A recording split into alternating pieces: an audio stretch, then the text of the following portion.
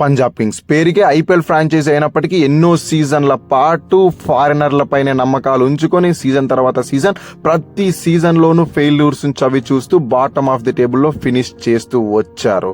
But 2025 mega IPL ఆక్షన్కు ముందు వాళ్ళ విధి విధానాలను మార్చుకొని లేటెస్ట్ ఐపీఎల్ డైనమిక్స్కి అనుగుణంగా స్ట్రాటజీస్ అన్నిటిని చేంజ్ చేసుకొని సూపర్ స్క్వాడ్ ని పిక్ చేసుకున్నారు.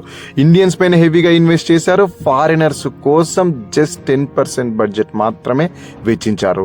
దానికి అనుగుణంగానే ఆ ఏడాది వాళ్ళు ఏకంగా ఐపీఎల్ ఫైనల్ దాకా చేరుకున్నారు. ట్రోఫీకి ఒక్కడుగు దూరంలో నిలిచిపోయారు.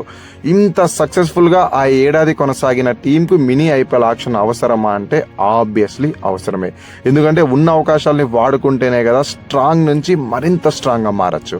పంజాబ్ కింగ్స్ కూడా ఉన్న అవకాశాన్ని అద్భుతంగా వినియోగం చేసుకొని సూపర్ స్ట్రాంగ్ గా మారొచ్చింది.